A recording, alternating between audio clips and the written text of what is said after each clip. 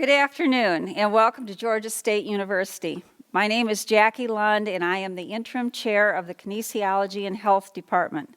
I have the honor of representing the KH Department faculty for today's second annual Mike and Terry Metzler Distinguished Lecture. Before I say a few things about Mike and Terry, I want to thank those who worked behind the scenes to make this event a huge success, evidenced by the great crowd here and the many who are viewing it via live streaming. The KH Department's Research Committee was charged to lead the planning for this lecture, and I want the Research Committee to stand up right now. Dr. Brandon, Dr. Wu, and Dr. Gervich. So, thanks for your efforts. And I'm sure that committee members and the Metzlers will agree that an extra special thank you goes out to Angela Turk. Where are you, Angela? Wave. Who is the communications director in the College of Education and Human Development. And she was largely responsible for the promotion and staging of the lecture. Other thanks go to Matt Munson from our Center for Excellence in Teaching and Learning for making the live streaming possible, along with recording the lecture for online soon. Now on to the Metzlers, whose generous gift to the department made this event possible. Mike and Terry both arrived separately at Georgia State University in the summer of 1994. Mike came to GSU as a full professor after 13 years at Virginia Tech. Terry joined the department as a clinical instructor after 17 years as an elementary physical education teacher in Fulton County schools.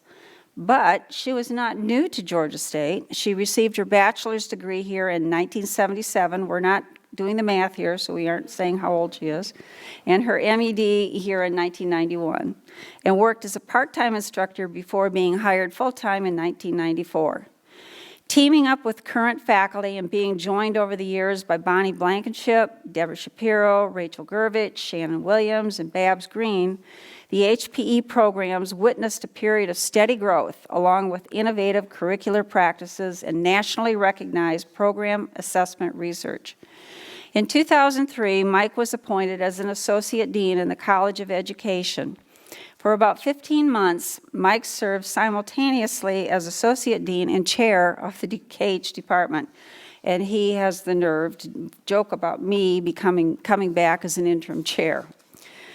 Mike returned to the department in 2008 to rejoin Terry and the HPE faculty in maintaining a high-quality undergraduate and graduate program, along with a new PhD program in physical education pedagogy. For Terry, fast forward to 2007, when she retired from her full-time duties in the department, but stayed on with a rehire appointment to teach courses, advise students, and coordinate our student teaching practicums. She retired completely from KH and Georgia State University in 2017, declaring herself 100% retired. She spends as much time as she can with her grandchildren, gardening in the backyard, working out at the Y, and being creative in her various forms of artwork. She recently won an honorable mention award in a juried art show in Stone Mountain. Fast forward on to Mike, January of 2017, when he retired from Georgia State University after a career that included over 75 refereed papers. Doc students, are you listening? 3 research monographs, 11 books, over 40 invited lectures and consultancies in 5 countries around the world. His many honors included fellowships in the National Academy of Kinesiology and the National Association for Kinesiology in Higher Education, induction into the Shape America Hall of Fame, and the University System of Georgia Board of Regents Scholarship of Teaching and Learning Award in 2012.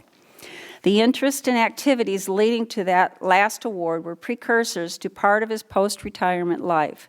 Since 2017, he has served in a part-time capacity as the Associate Director for SOTLs in GSU's Center for Teaching and Excellence in Learning. He works with faculty who do research on their own teaching, helping with IRB proposals, data collection, and manuscript writing. Rather than call his retirement dysfunctional, he likes to refer to himself as happily semi-retired. Yeah, right. But it's not all work in his semi-retirement fantasy world. He goes to the Y as well, tinkers in his basement woodworking shop, and has just completed a book about his 2 journeys in cancer world.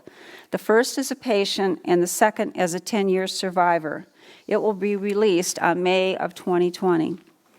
As a couple, Mike and Terry love to hike trails in and around Atlanta, bird watch, explore the North Georgia mountains from their cabin in Ellijay, go to their favorite beach on the Florida Panhandle, and compete in chili cooking contests. We all miss Mike and Terry a lot, both as colleagues and friends, and the leadership and energy and often laughter that they brought us. Once again, we express our gratitude for their generous gift and look forward to this special event for many years to come. They are sorry that they could not make it here in person, but are watching and listening to the live stream of the lecture from Sedona, Arizona, I might add. Now that's the way to retire.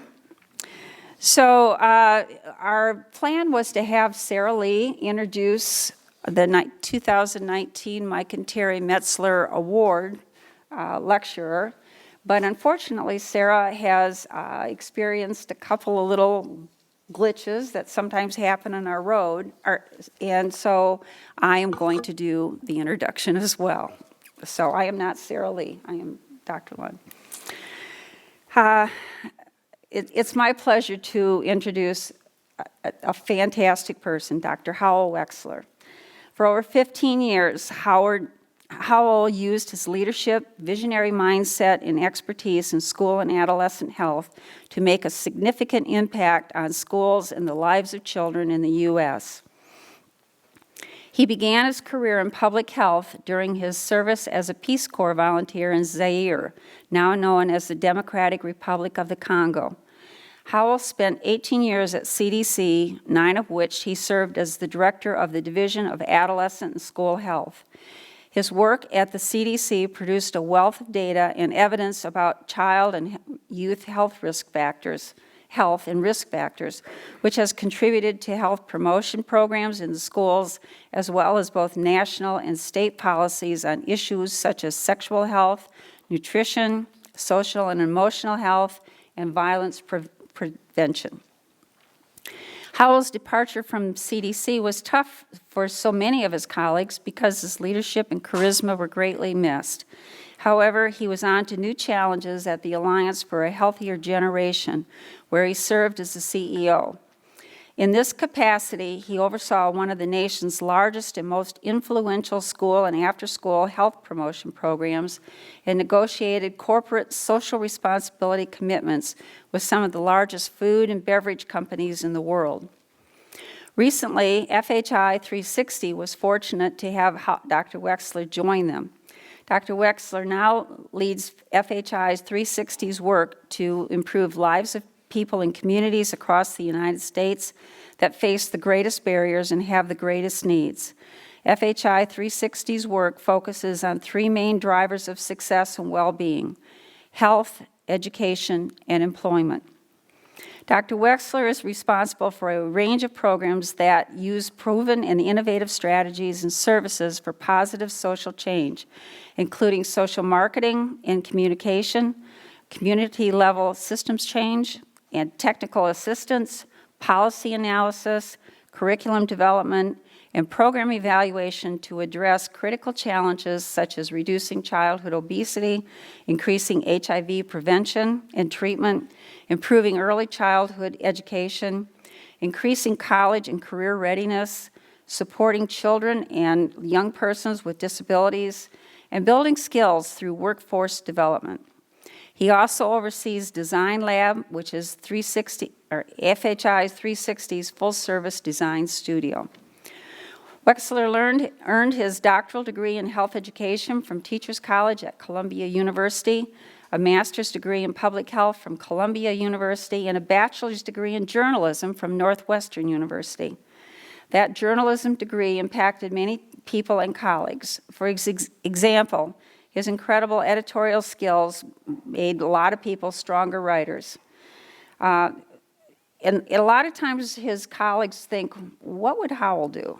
Well, Howell, you'll be happy to know that a lot of them have passed on their thoughtful and your editorial eye, and have started doing some editing for other people in the same branch. So with no further ado, please join me in welcoming Dr. Howell Wechsler.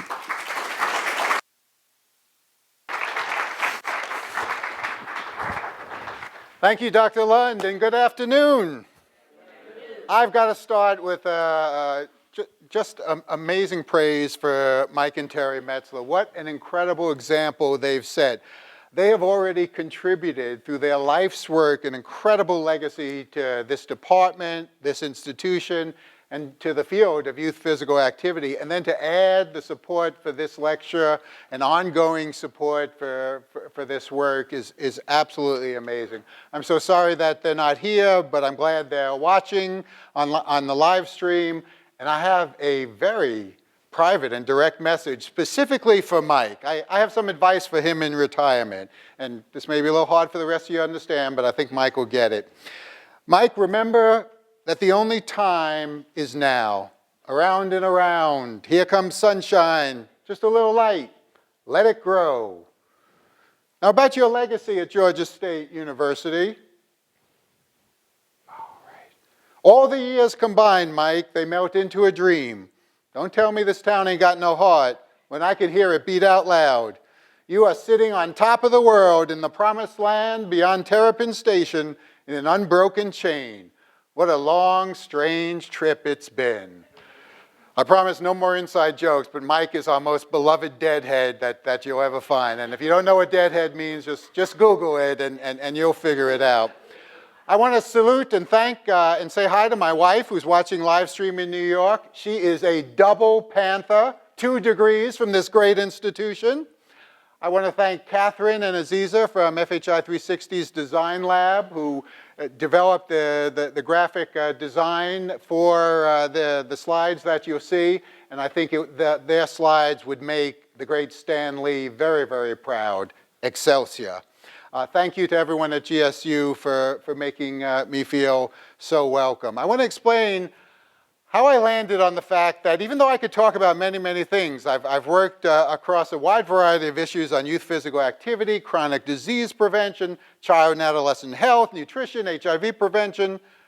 I decided that I want to talk specifically, narrowly, about school-based physical education.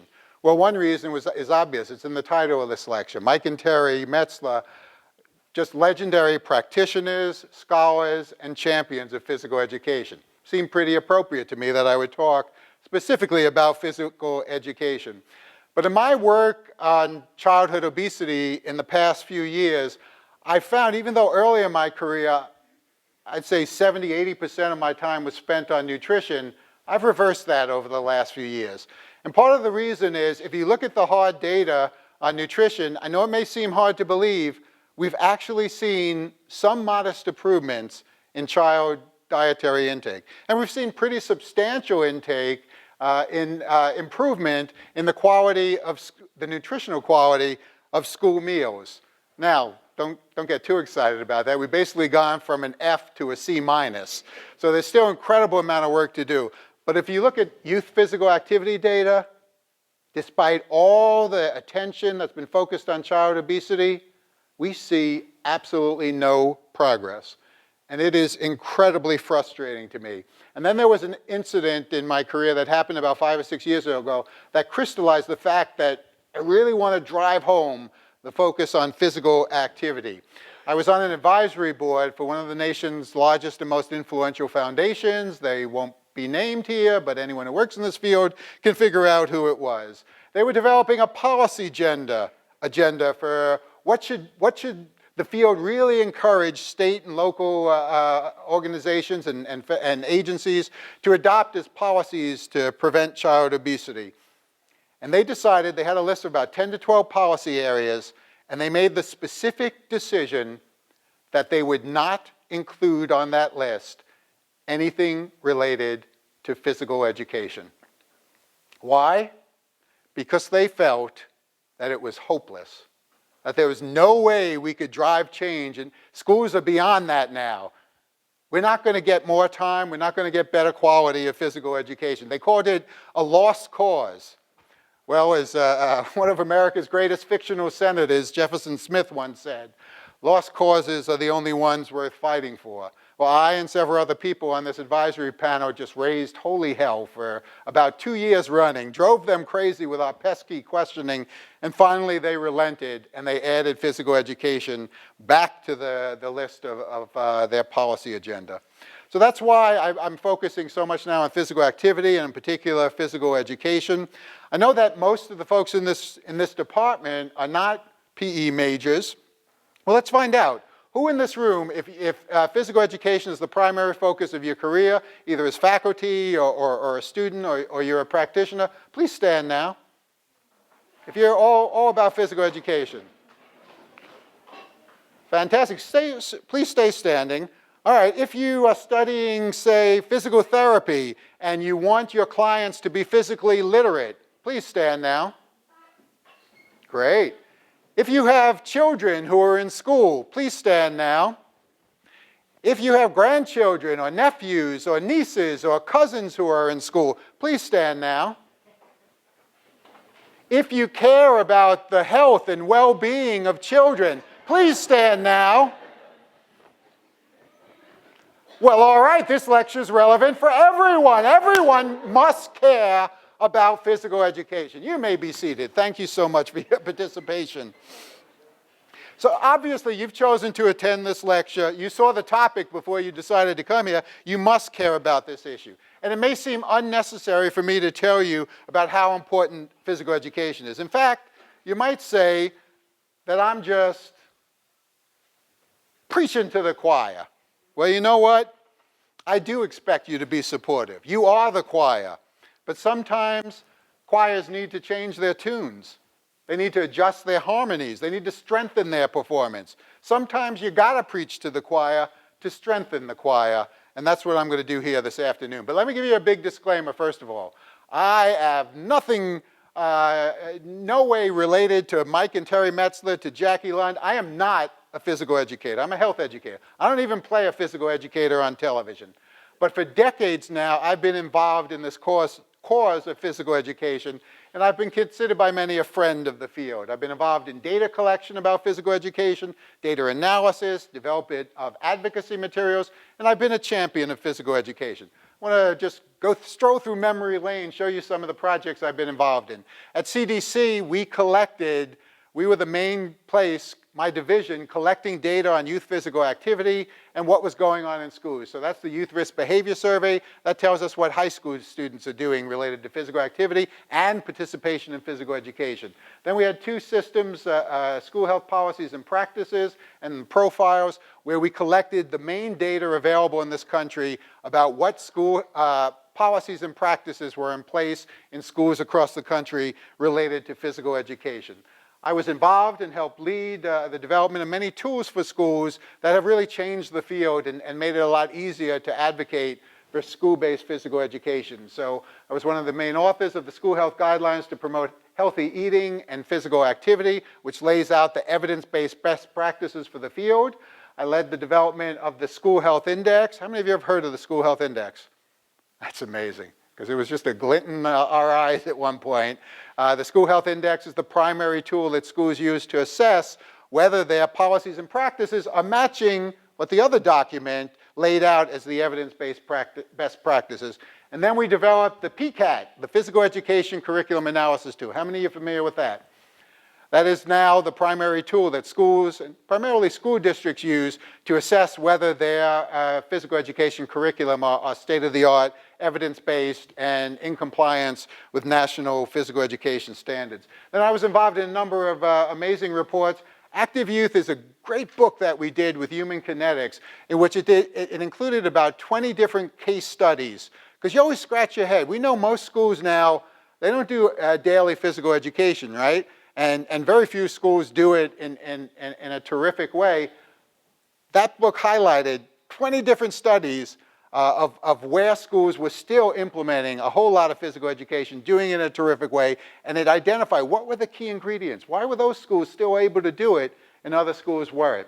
This is the middle one is a report that I was the lead author on that was delivered to President Clinton in 2000.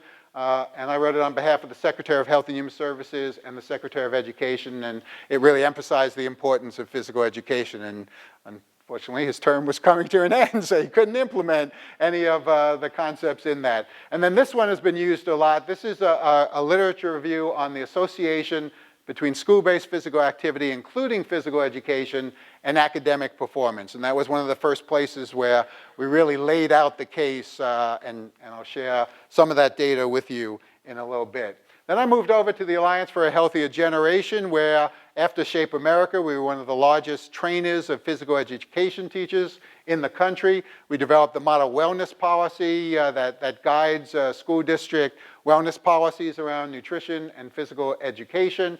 We did a lot of these in-classroom activity breaks, promotion of those, and we did a lot of marketing campaigns like this one at the end called Power of PE, where we really tried to change the image that school policymakers and parents had about physical education. And now I'm at FHI 360, where we have an incredibly strong social marketing and communications department, and we provide the communication support for all these divisions at the CDC. So I get to play around still in youth physical activity issues. One of the great projects that we support is NCORE, the National Collaborative on Child Obesity Research, that was started by CDC, NIH, the U.S. Department of Agriculture, and the Robert Wood Johnson Foundation. And we develop a lot of tools and resources there to help ensure that research around child obesity is done as effectively as possible, and have analyzed a lot of issues for them related to youth physical activity. And as Jackie said, these are the areas that we work in FHI 360. So that's how I've been involved in physical education in my professional life. But as with everyone, your personal experience is really important too. And on a personal level, my experience in physical education, I think, was very similar to the experience of most school board members. It was lousy. I had a terrible experience as a kid in physical education. And at this point, I got to show you this picture, because it reminds me of the absolute worst moment I had in physical education. Now, that's not me, for two reasons. First of all, actually at that age, I did have even longer hair than that. It's all gone now. But it was never blonde. Never, never, ever blonde. But the more important reason why it's not me, I never got anywhere near the top of the ropes. And I'll never forget that day in 9th grade where I gave it everything I got. And I was straining and I was in great agony. And I got 1/3 of the way up. And I just couldn't go any further up. And I had this vision that if I tried to go down, I would slip, my hands would go free, and I would fall all the way down and crack my skull open. So I'm terrified, and I look down, and I see my PE teacher, and I see a couple of the other students, and they're looking up at me, and they're laughing. The PE teacher is laughing at me. And I'm stuck there. I can't go up, I can't go down, and then the very worst thing happened. It was at that moment that I realized I had to pee.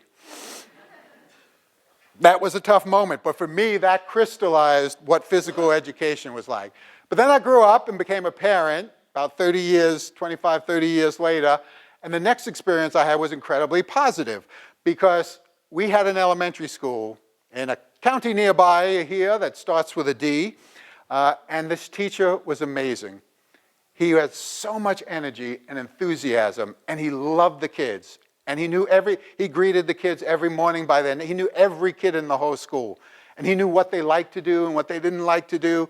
And every kid, even the least athletically gifted, they couldn't wait to PE time with this particular teacher. Then we got a new principal. And the principal said, I got to increase these test scores. Let me see, how can I do that? Well, let's lock the kids up in the classroom, and so we'll cut back on that PE time. We'll go from like 4 days a week to 2 days a week in PE, and we'll double his class size so our other teachers can have more preparation time. You know what happened? Within 24 hours, like 300 parents descended on that principal's office. And you can talk all you want about PE not being popular and people not understanding it. When you have a great PE teacher, they unify the school. They mean the world to the parents and the students. That principal reversed it in 24 hours and was not allowed to get away with it. So that was a great experience. And then the kids went to middle school, and we had a different experience. It was open school night. Do you know what open school night is? You go as a parent, and they give you your kid's schedule, and they have 8 periods, and you have 15 minutes. Unlike, they have 50 minutes in each day, and that takes them through the whole day. But it's in the evening, so you get 15 minutes, and you go from their class, one class to the other to the other. And those 15 minutes, the teacher summarizes, here's the curriculum, here are the textbooks, here's the kind of projects we're going to do. Do you have questions? And all the parents raise their hand, ask questions, and you could have filled 50 minutes for each of those classes. So I do that for 6 different periods. 7th period, we get to the gymnasium. We're sitting on the bleacher chairs, and the teacher comes out. I don't remember the teacher's name. Well, I just remember the first name was Coach. That was the teacher's first name, Coach. And the teacher said, well, this is physical education, and if they're wearing their shorts and they dress out, they'll pass. That was it. Didn't say anything else. Didn't say a word about expectations, what the students should know to do, or what skills they would develop in the course. And I was devastated because I had been at CDC and I was learning all about high quality physical education that I didn't get as a kid. I was going at that time to NASPE and state AFID conferences, the professional associations, where most of the meetings are you engage in a class. And I was experiencing high quality physical education. And because I was at CDC and people kind of wanted us to pat them on the back and recommend them to state and local agencies, everyone who developed an innovative physical education curriculum would come to Atlanta and demonstrate their curriculum for us. And it was blowing my mind. And I'm sitting there in this middle school, and he couldn't talk for more than 30 seconds about what his class was all about. And at that moment, I couldn't move. I never went to the 8th period class because I was stuck. I said, I got to do something about this. I got to fix this. What do I do? There are so many things wrong with this class. I didn't know where to begin. And that's when the idea for the School Health Index came about. Because I said, I need some kind of structure, a process where I can analyze how they're doing everything, and then we can prioritize among that. So I saw the best and I saw the worst, but having those experiences at CDC and seeing great physical education, it made me angry. It made me angry for what I missed in my childhood. And then fast forwarding 30 years and seeing that at least at the middle school level, my kids weren't doing it, I was absolutely furious. And I became very passionate about making the case for why all kids should get high quality physical education. So today I'm going to talk about 4 things. 1, I'm going to lay out very quickly the vision. What is it that we expect kids to get in terms of physical activity and participation in physical education? 2, share some data on the reality. Spoiler alert, we're not coming close to meeting the vision. 3, I'm going to talk about why it's so important that we move the reality closer to the vision. I'm going to talk about the power that physical education has to contribute to addressing many of the critical problems that our nation faces. As old Ben Parker said to his nephew Peter, with great power, there must also come great responsibility. It's our responsibility to put ourselves in a position to use the powers of physical education. And maybe the 4th and most important thing I'll talk about are some concrete strategies that I offer for your consideration, not locked into any of them, but I offer for your consideration on how we can move that reality closer to that vision. What can we do to advance the cause of high quality physical education? So let's get started with the vision. I hope all of you have studied this. These are the physical activity guidelines for Americans. It talks about what our youth should have. 60 or more minutes of physical activity daily, most of which should be aerobic. At the same time, at least 3 days per week of vigorous intensity physical activity, muscle strengthening activity, and bone strengthening activity. And these activities should be age appropriate, varied, and perhaps most importantly, they should be enjoyable. Now let's talk about high quality physical education. They should be based on national standards, which lays out what students should know and be able to do as a result of participating in it. They should emphasize lifetime physical activity. We need to de-emphasize probably the stress on team sports, because most people, believe me, when you get to your 20s, 30s, 40s, you don't do much of that. So we really need to focus on lifetime activities. They need to meet the needs of all students, not just the elite athletes that you want to be on the teams that you're coaching. In fact, the most important need is for the kids who are less likely to be physically active. And of course, there should be full inclusion for children with disabilities.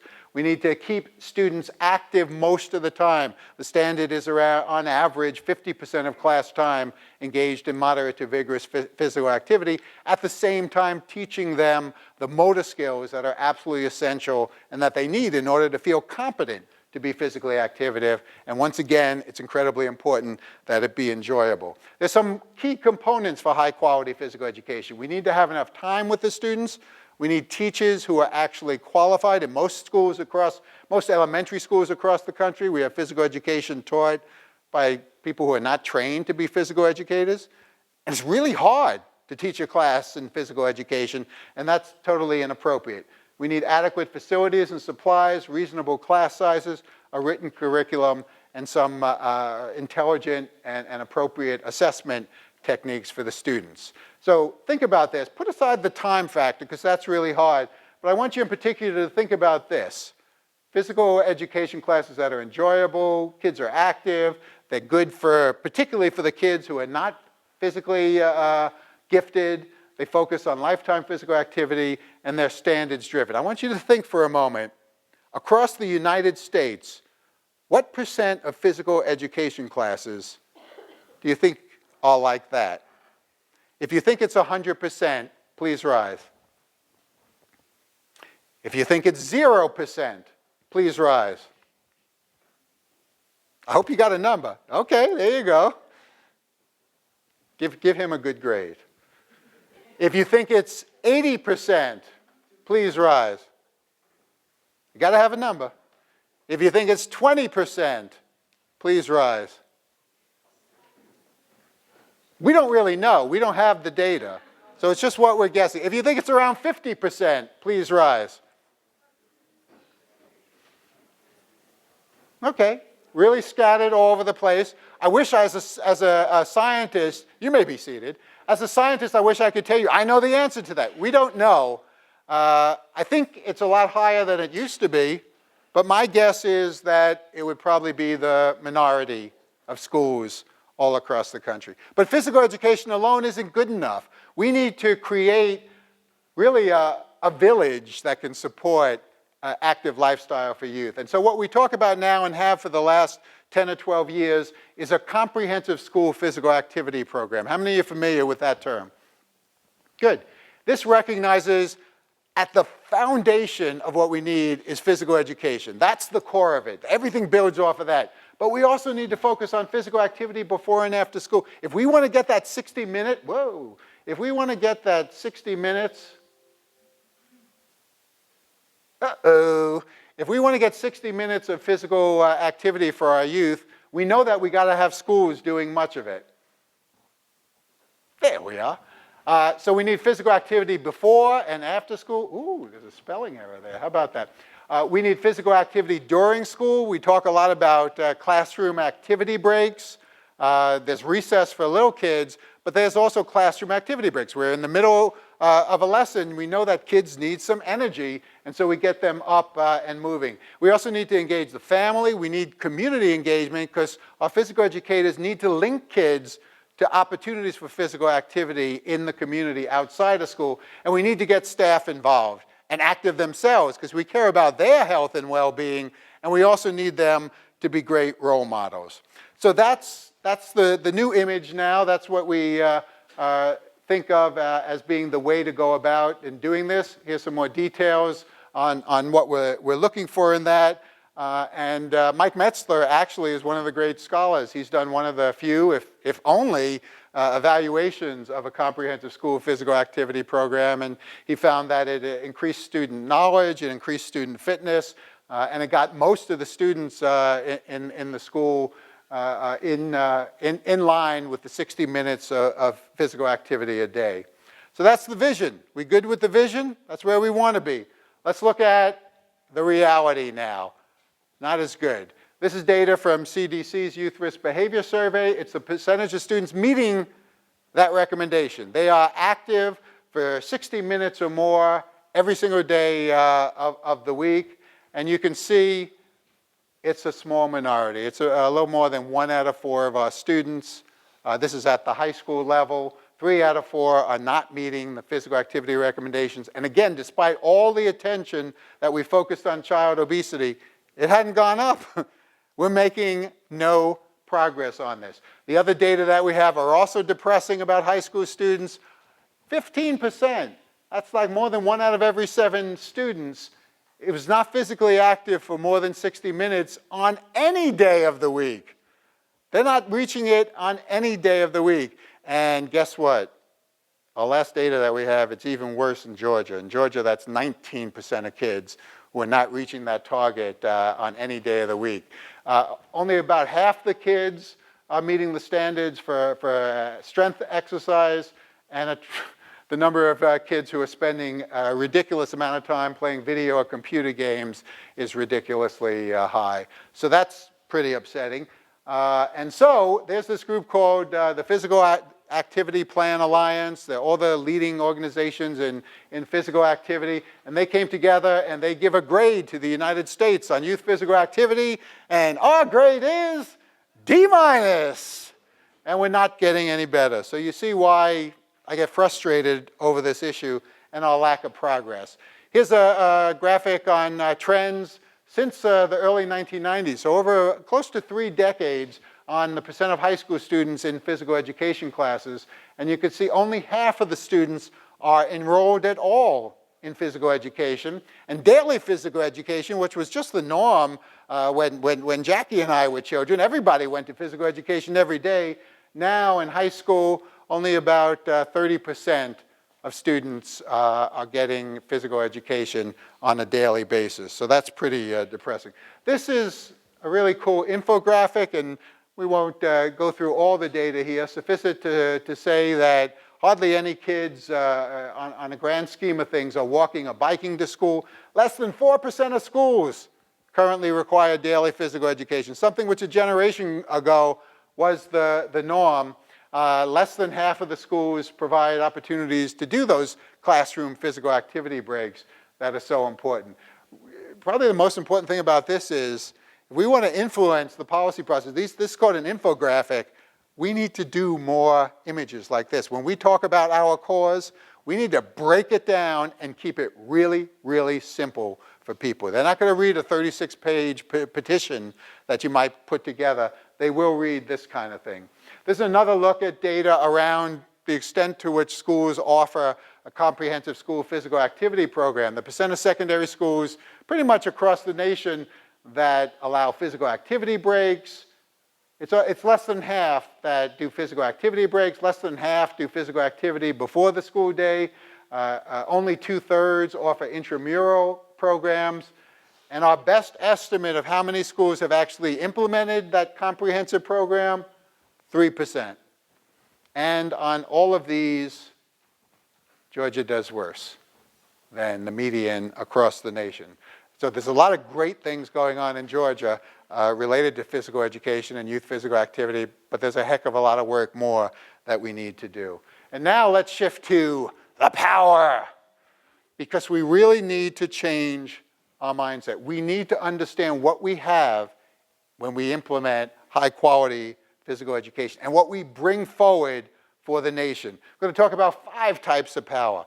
When you do high quality physical education, you are contributing greatly to good health, to economic security, to academic success, to national security, and to social progress as well. Let's take the first one, probably the easiest one, the most obvious one, is good health. All these are great benefits of physical activity, and with the great focus on mental health these days and social emotional health, we cannot emphasize enough how much physical activity reduces symptoms of anxiety and depression, as well as doing all those other things, and very importantly, controlling weight. We can't overstate the role of physical activity in controlling weight. The hard truth is what we eat is a lot more important than physical activity in controlling our weight.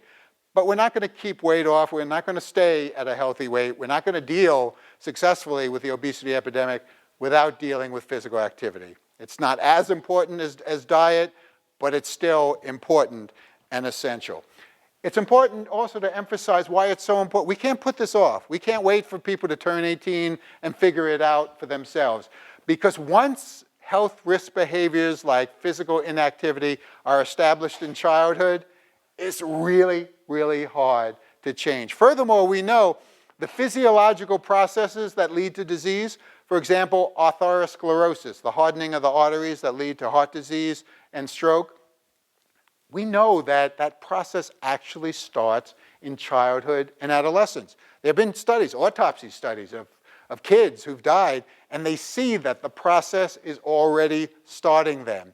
We've got to stop it before it starts. And we also know increasingly, particularly with the obesity epidemic, chronic disease health risks like high blood pressure, like high blood sugar, diabetes, pre-diabetes, high cholesterol, they are increasingly prominent in young people in a way they simply were not a generation ago. You know the story about type 2 diabetes. Type 2 diabetes, the most common type of diabetes, used to be called adult onset diabetes because you only got it when you were in maybe your 30s, but usually your 40s or 50s. Well, about 20 years ago, they had to rewrite all the medical books. They couldn't call it adult onset diabetes anymore because they're diagnosing kids at age 9, 10, 12 who are getting what used to only happen to adults. So that's why focusing on physical activity and physical education in schools is so important for our country.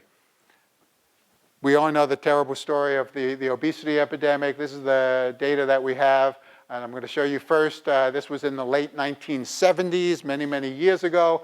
And then look how it's gone up in the most recent measurement in 2015 and 16. It's tripled or doubled or quadrupled, and it's pretty darn terrifying, particularly when you look at the consequences. One out of every 3 of our children are overweight or obese. 2 out of 3 of adults are overweight or obese. And in my mind, this study I'm going to highlight here is the most terrifying one of all. It was done by my colleagues at CDC in the diabetes division. And they looked at what was going to happen for all the children born in the US in 2000 unless we make some radical changes in what we eat and how active we are. 1 out of 3 of those children will develop diabetes in their lifetime. And if you just look at Latinx children, it's 1 out of 2. We can't function. We can't compete in the world economy when so many of our people are suffering with diabetes. Something has to be done.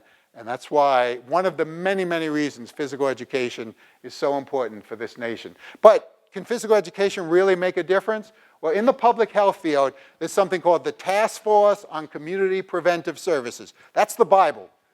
They are the brightest of the bright people in public health. They review all the evidence available, and they decide whether a particular strategy is recommended, strongly recommended, not recommended, based on hard, solid evidence. And they reviewed physical education, and their conclusion was that enhanced school physical education, not your typical run-of-the-mill physical education, but PE in which curricular and practice changes have been implemented that get kids moving more. So for instance, if you choose different types of activities where kids are more active, or you change the rules for kickball or baseball so that the kids are moving all the time, that makes a difference. And all of the studies reviewed found that there were increases in physical activity during the class, which led to improved physical fitness. And this was seen in whatever setting, in very low-income communities, in any other type of communities.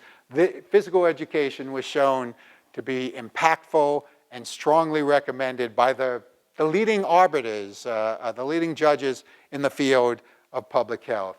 So that's the health argument. The economic security argument largely hinges on physical education's role in contributing to solutions to obesity. Physical education alone is not going to reverse obesity. It's not going to solve it. It's a piece of the puzzle. And look at these costs for obesity. Obesity-related illnesses cost $190 billion a year. 21%, that's 1 out of every $5 spent in the healthcare arena is a result of obesity-related illnesses. Businesses lose more than $4 billion in absenteeism because people are ill because of obesity. How can you argue against physical education in the nation's schools? But then, the first thing that school policymakers want to hear is it going to improve the test scores? Are the kids going to perform better in what we're held accountable for, academic success? Well, that's a very powerful story as well, because we know physical activity affects academic achievement in a very positive way. As a result of being physically active, students are better able to concentrate on classroom tasks. That leads to better learning, which leads to greater connectedness, a feeling of being comfortable in the school environment and engagement. We know that physical fitness ability, all those things wind up increasing academic achievement and school climate. Again, this is a busy slide, but a great example of an infographic. This slide has been very influential in motivating people to support physical education. It was done by Active Living Research, which was led by Dr. James Salas, who delivered this lecture last year. Just some examples. It shows how there's hard data showing that kids who are physically active are going to get more likely to get better grades in math or English, more likely to do better on standardized test scores. And the thing that people love is these brain scans, because they've done studies that show what's going on in your brain. So when you're sitting in the classroom and drilling and not being active, nothing's going on in your brain. That's an indication nothing's going on. But after a 20-minute walk, that red is all sorts of synapses firing. And for a lot of principals and policymakers, that's very compelling, because we know now, we can see what's going on inside the brain and know that we're really making a difference. This is some analyses we did at CDC, and it shows that of the kids who were getting mostly A's in school, 52% of them were physically active. Of the kids who were flunking, getting D's or F's, only 38% of them were physically active. That's pretty darn compelling. And then you see it's in the reverse way. For those who are spending too much time playing video or computer games, only 36% of the kids getting A's are spending all that time on video games, and yet 54% of the kids who are failing are wasting their time in that way. And then this is the big study that we did looking at all the data, and the conclusion was, it's funny, policymakers in education, they always want to say, what's the evidence for that? How do we know that it works? And yet they've conducted over the last 30 years this massive experiment where they have cut back on physical education in recess, and they're locking kids up inside the classroom, and they think that that's going to help. Show me a study. Show me one study where that has been proven to have an impact. You can't.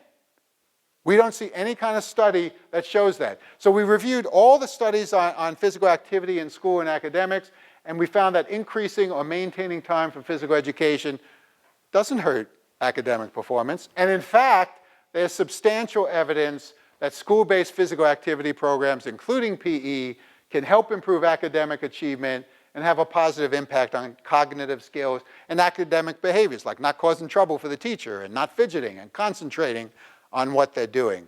So the evidence is pretty darn clear that they should be at least maintaining physical education and certainly not cutting back if their focus is on academic achievement.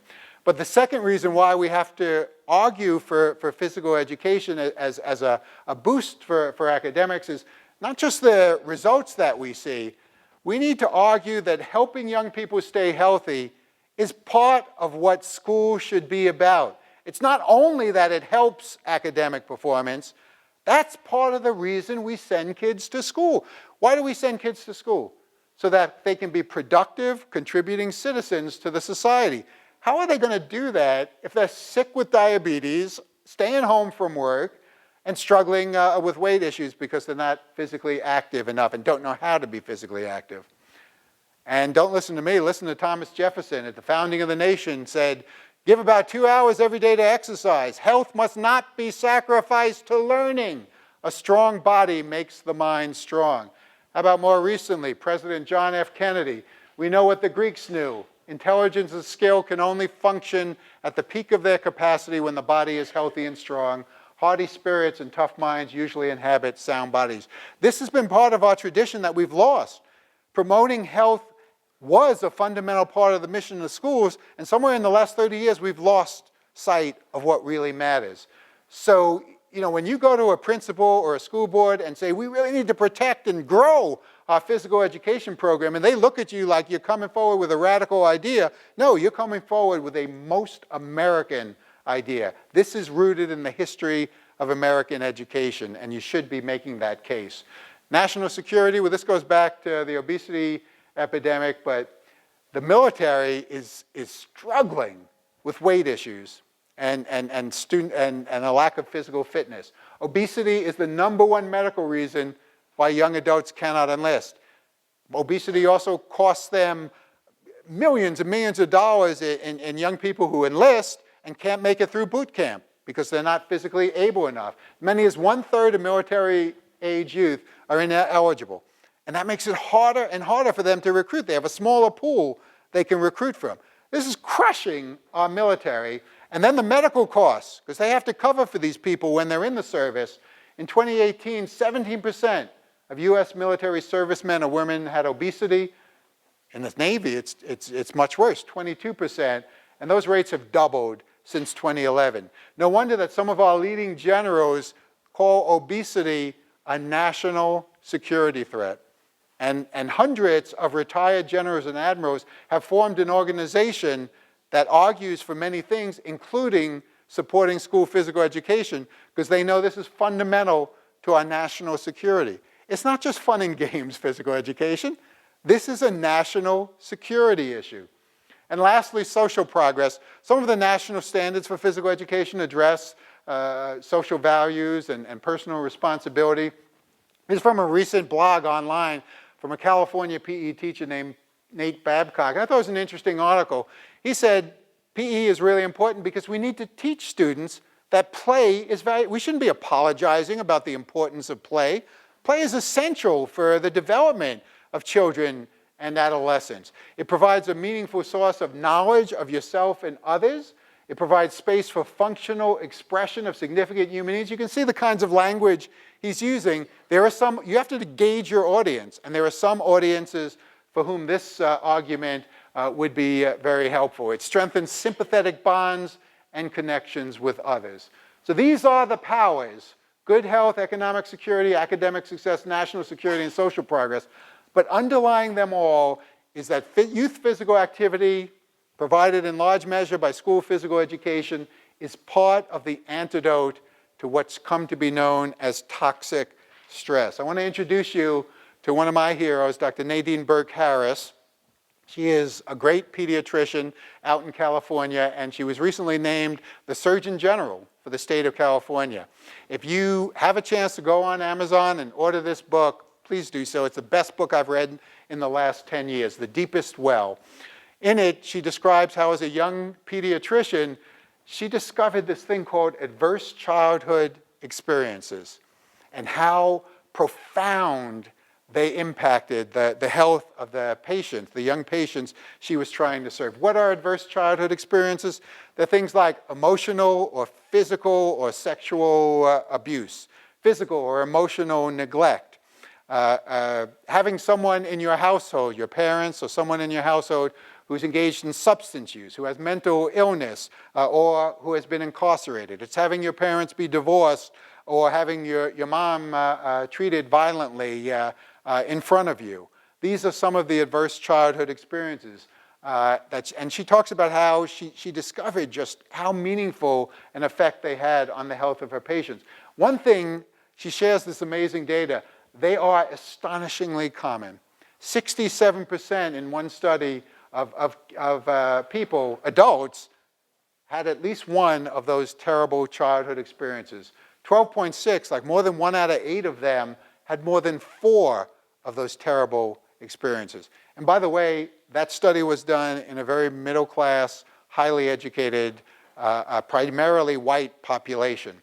This is across all stratum, across all segments of the population, where these adverse childhood experiences are incredibly common.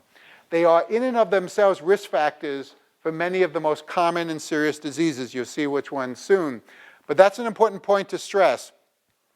You would expect that if people have these traumatic experiences, maybe it'll lead them to make poor decisions. So maybe they'll start drinking or using drugs or take terrible risks when they're driving or things like that. Well, yeah, it does that. But what science has discovered in the last 20 years is that these experiences don't just affect your health indirectly, they actually change your physiology. When you have these experiences, they change your neurological system, your endocrinologic system, and your immune system. They even change the way your DNA is replicated. These have, from a young age, they have profound effects on your physiology, not just your mental health, which you would understand. Your body is changing as a result of the suffering. And they found in classical public health format, there's a dose-response relationship. So the more ACEs you have, the more likely you are to experience serious illness and other social consequences. So if you compare people who have none of these adverse experiences with people who have 4 or more, they're twice as likely to be obese or overweight. People who have a lot of these ACEs are twice as likely to develop heart disease, 3.5 times as likely to develop lung disease, 32 times more likely to be diagnosed with learning and behavior problems. It's not just health. It's about education and development.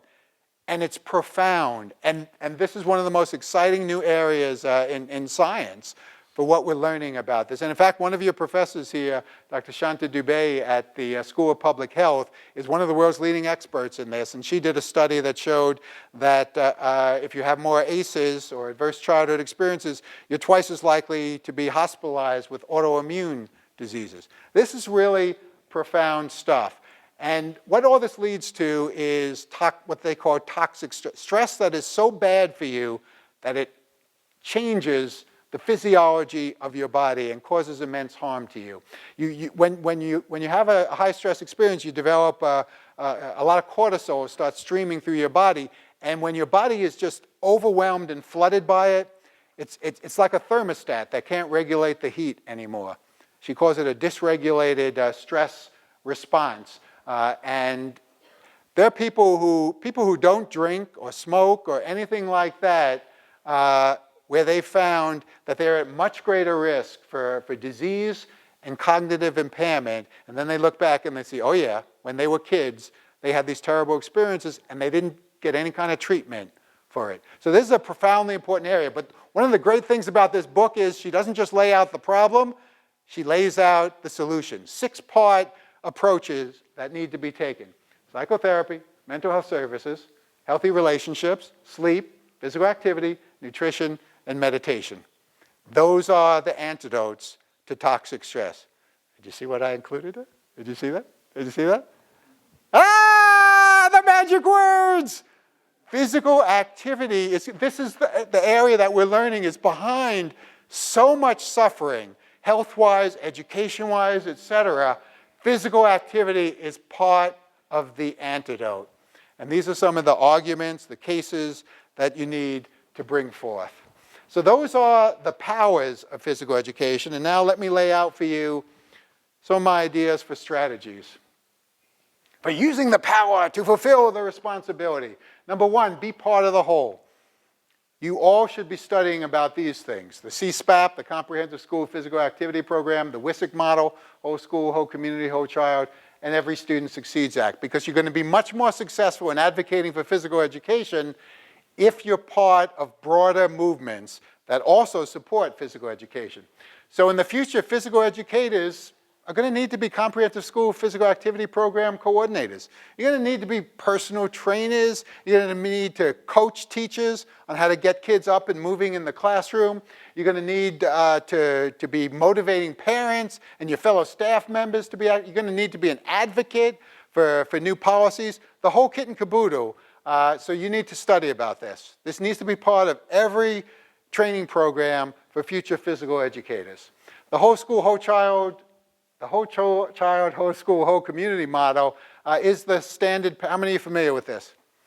Good. This is the standard paradigm for how we help kids be healthy and ready to learn in schools. And you see right here, physical education is one of the key components to help students be healthy, safe, challenged, supported, and engaged. The educational outcomes that educators want to see. You need to study this. You need to know this. You need to be able to talk about it if you want to be a physical educator. And then there's the Every Student Succeeds Act. That's the federal education policy that took effect in December of 2015. You need to know all about that because that's guiding the educational priorities of schools. And Georgia actually has quite a good policy. Every state makes its own policy.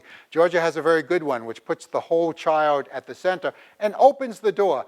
This policy, before this, the federal policy was called No Child Left Behind, and there was nothing in it for physical education. Physical education was just, who cares about that? That's nothing. With this policy, since 2015, physical education is considered part of a well-rounded education. And we have a chance to access some of the many, many millions of dollars of federal funding. And more important even is the message that it sends to schools that physical education matters. If you're studying to be a physical education teacher, you need to know this, and you need to know what the ESSA policy is for the state of Georgia. The second strategy is to grow the movement. We get strength in numbers. If we want to change how the world views physical education, we need to organize. This is the advocacy page for SHAPE, the Society for Health and Physical Education. If you want to be a physical education teacher, you got to join. You got to be a part of the national movement. And everyone who cares about physical education, you may get frustrated sometimes with things they do or don't do. This is the movement. These are the people who are going to Congress and arguing and advocating on behalf of physical education. You all need to be a part of that, and you need to know what's going on in Georgia. The Georgia branch of this is the Georgia Association for Health, Physical Education, Recreation, and Dance. You all need to know how to find your way to that website. You'll see amazing information there, particularly related to Georgia.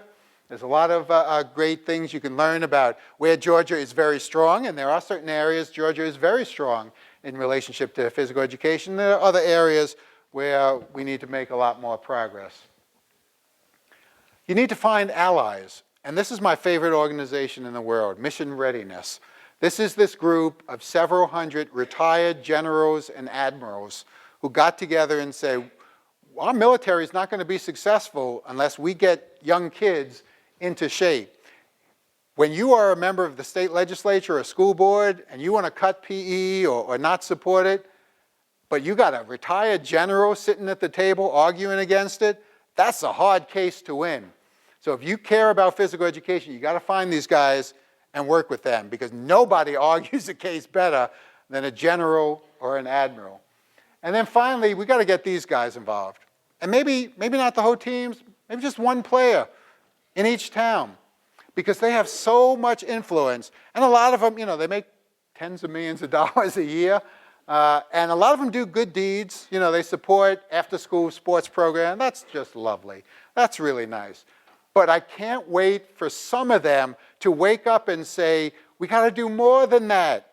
Why isn't there a leading athlete in Atlanta who is talking to Georgia Aford and saying, how can I help? What legislator can I hit up? Can I go to the governor and convince him to support recess in schools? What can I do to make a difference? How can I use my celebrity? It's embarrassing that these guys are making $30 million a year and they don't see the connections, that the only way they'll have really profound impact is by attacking it systematically and structurally and policy-wise. So if you have any cousins or friends who are famous athletes, send them to me. I'd like to talk to them about that. All right, number 3, we need to show the world great physical education. Academics need to work with policymakers. We need to come up with better ways to measure the quality of physical education programs because we know it when we see it, but we need to figure out some way to measure that and highlight it and promote it. Then we need to honor the role models. My last job, we had something called America's Healthiest Schools, where we had rigorous criteria, and if you met it, we blasted publicity about you all over the place. And furthermore, you have things like the governor's honor roll for schools that are doing well in physical education here. Those are the kinds of things. All of us need to be publicizing that and promoting it. And lastly, we got to market quality. I would love to see, if I had a checkbook and I could do whatever I wanted, first thing I would do is to develop the great physical education experience. Because I know for me, I didn't understand quality PE until I saw it, until I participated in it. We need to get all those policymakers who had terrible experiences like I did in physical education, and we need to get them participating in a high quality physical education. So I want to have a caravan that goes all across the state, and it goes to all the state school board member meetings, and it goes to the rotunda of the state capitol. And in the rotunda of the state capitol, there's a high quality physical education course going by one of the teachers of the year in Georgia, and they can actually see it with their own eyes. To my mind, that will make more difference than pretty much anything. 4, we need to prepare the next generation of physical education teachers. Every state, whoever wants to do it in the state, every state needs to understand who is training the PE teachers in that state and how well they do. What are they teaching them? Are they teaching them like it's 2019 and we know how to do this, or are they still teaching them like it's the 1970s? A lot of places that's still going on. So we need a conscious effort to inventory who's being trained, how are they being trained, and then honor the institutions that are doing it in the right way. And one of my dreams is to develop an institution of higher education PE academy. We did this for health education at CDC in conjunction with the American Cancer Society. And the goal there, we brought together all the teachers across the country who are training the next generation of health educators, and we presented to them the best of the best teachers. Because many of them never went to conferences. They were professors at universities. They never went to conferences. They never saw what was being done. They were still teaching like it was the 1970s. And then we created an online community where they could learn, and you're developing your curriculum. You could share it with someone else who'd give you feedback. I would love to see that happen for physical education. Finally, we need to build accountability systems because, unless you're holding schools accountable, unless there's some way to document which schools are doing the right things and which aren't, it's really hard to make a difference. It's a project we did at the National Academy of Sciences, came out, sponsored by West Virginia University, where we did a survey of all the states to see which of them had accountability. And there are tremendous benefits. Just like standards, it's critically important to establish a shared vision for what students should know and be able to do, and having an accountability system helps you do that, helps you identify program strengths and needs, to set meaningful targets for future performance, and most importantly, it demonstrates observable outcomes. If you can't show that you're reaching the outcomes that you need, nobody's going to take you seriously.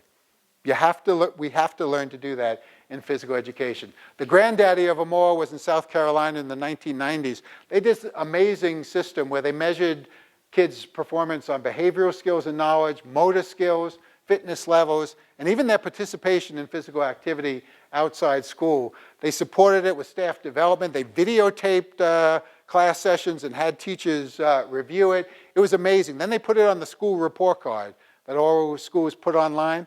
And guess what? For the first time, physical education mattered.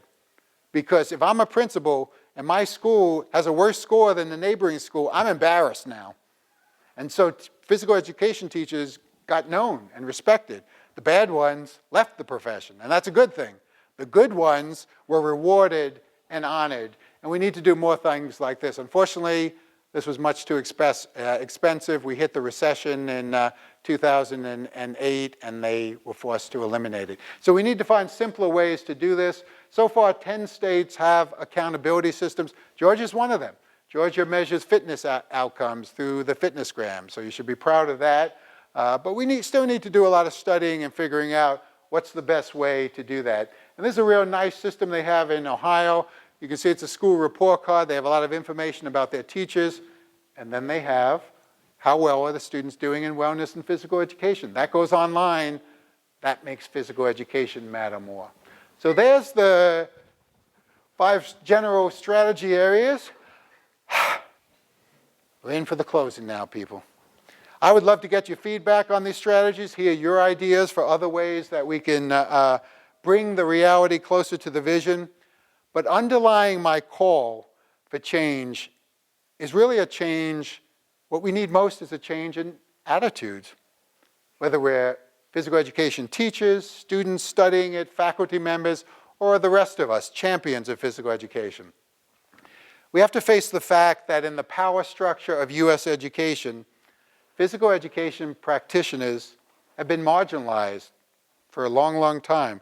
They've been made to feel insignificant and peripheral to what really matters. And the thing about marginalization is that it tends to get internalized. Those who are marginalized often begin to feel invisible. They often come to accept the view that they're relatively insignificant. We simply come to accept the fact that we're going to be the last and least funded and the first ones cut. We come to feel that we're lucky to even have a job. Forget about daily physical education. We're lucky to have 1 or 2 days a week of physical education. Forget about manageable class sizes. We're lucky to have a class at all. Forget about an appropriate facility with enough equipment. We're lucky to have any equipment. We may not articulate it that way, but our perspective in physical education is often, beggars can't be choosers. And we're no more than beggars in the power world of education. And yet the truth is, this society needs us. This nation needs us desperately because physical educators have power. They have superpowers. And the first step, the most important step, is to embrace the power. We can't expect others to join our cause until we fully accept our powers and implement strategies that enable us to use them. We need confidence. We need anger. We need steely determination. We need a complete appreciation of what we have to offer and how much of what we offer is needed. Now, let me make it clear. Embracing the power is no magic. It's not going to solve everything. Strong attitude alone won't guarantee success. But we're not going to get there without it. Plus, a whole lot of patience. You see, because when we go to the principals, when we go to the school boards, when we go to the state legislatures, we're still going to fail 99 out of 100 times in our advocacy efforts. That's the game. That's how it's played. It's still going to take years, even generations, to get where we need to be. But having that strong attitude, that anger, that steely determination, it's key to the resilience we need to keep on going until we reach the 100th effort and we get across the finish line. I couldn't help but think of that song, The Impossible Dream, because as they sing in that, you may not know that, but you can Google that one too. The lyrics go, to right the unrightable wrong, to reach the unreachable star, we need to run where the brave dare not go and fight for the right without question or pause. I think we need to become more fanatical. My dictionary defines that as insane with enthusiasm. I like that. Physical educators, physical education students, physical education champions, let's become insane with enthusiasm. Let's embrace the power. Now at this moment, those of you who are physical education students, I got to tell you, my heart goes out to you. I can only imagine what you're thinking. First, Dr. Wechsler, you're telling us we need to raise the quality of physical education. We need to teach in new and better ways than most of our predecessors ever did. Then you're telling us we need to go beyond the incredibly hard work of being effective and innovative classroom teachers. You're saying we also have to become comprehensive school physical activity program directors. We have to train other teachers to get kids moving in classrooms. We have to guide extracurricular programs. We have to support staff wellness programs. We have to educate parents. We have to fight for school policies. And there's more. You're telling us we need to actively encourage kids to be physically active outside school, and we should monitor that. And we should feel responsible for making that happen. Our next generation of physical education teachers must be thinking, Dr. Wechsler, you're just asking too much. I mean, nobody holds math teachers accountable for whether their students grow up to be financially responsible. Nobody holds social studies teachers responsible for whether their kids grow up to be engaged citizens. Why are you holding us accountable for ensuring lifelong participation in physical activity? That's just not right. It's not fair. Well, you know what I would say to those students? You're absolutely right. It's wrong. It's not fair that so much is being asked of you. And then I'd say, tough. Too bad. You chose this profession. Or maybe this profession chose you. Whatever, you're in it. And you have great power. And with great power comes great responsibility. You see, you've been bitten by that radioactive spider, and the Green Goblin is attacking the city. We don't have time for you to equivocate and stall like a moody teenage Peter Parker in your bedroom. We need you to jump off that roof and start slinging your webs so you can fly across the city and fight for what's right. You have the power. Now you need to fully embrace the power. But you're not on your own, because there's an army of supporters who understand the importance of youth physical activity and physical education. Who's going to save the day? All of you. All of us. Whether we're PE teachers, PE students, parents, or just plain old PE champions. It's time we all embrace the power and join the fight. So let's get to it. Thanks.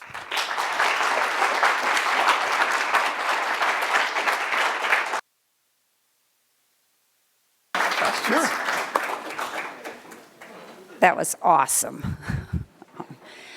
We have a couple of minutes for time for a couple of questions. If any of you have anything that you want to ask Dr. Wechsler while he's here.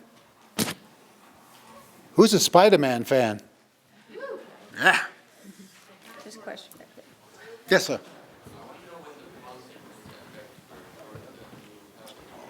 I'm sorry, I can't hear. Yeah. When? The new health education policy, you said that it's in Georgia. I want to know when it took effect. Because, I mean, I finished high school in 2015, and literally the only thing we had in PE is like, if you have shorts, you're going to pass. That's pretty much how we did it. Yeah, I don't know, but we have some great leaders in the state of Georgia here. Do you know anything about it?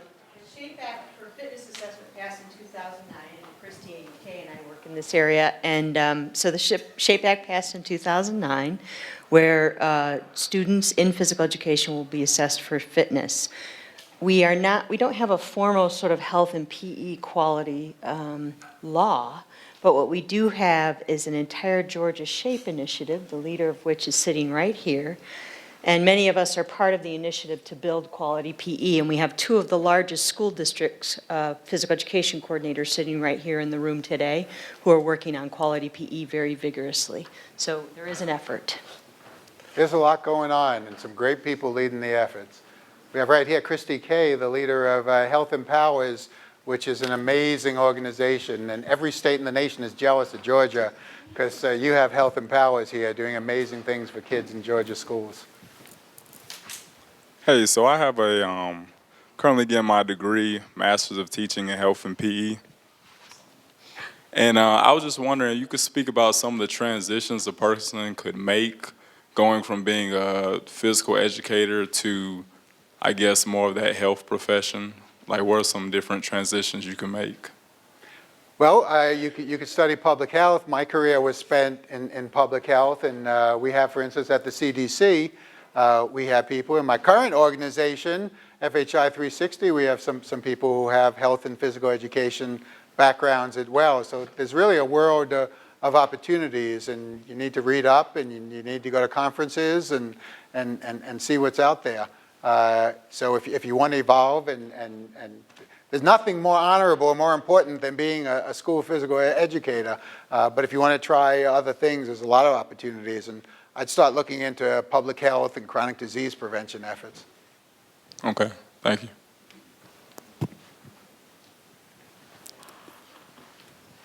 That it?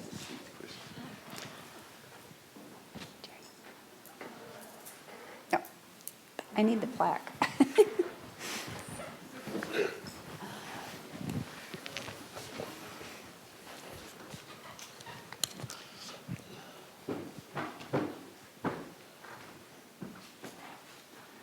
Okay, Dr. Boo is bringing over a plaque that lists the names of the lecturers for the series. And Dr. Wechsler, your name has been added as a 2019 a winner, and our recipient, our lecturer, or however you want to say it. And we're so honored to have your name on there. This was a very inspiring talk today, and I hope that it makes a difference in the lives of the people in this room so that you can go out and make the lives and the difference of children in the state of Georgia. So thank you very much, and Thank you. please accept this as our token of our appreciation for your award. Thank you so much. So. Thank you all.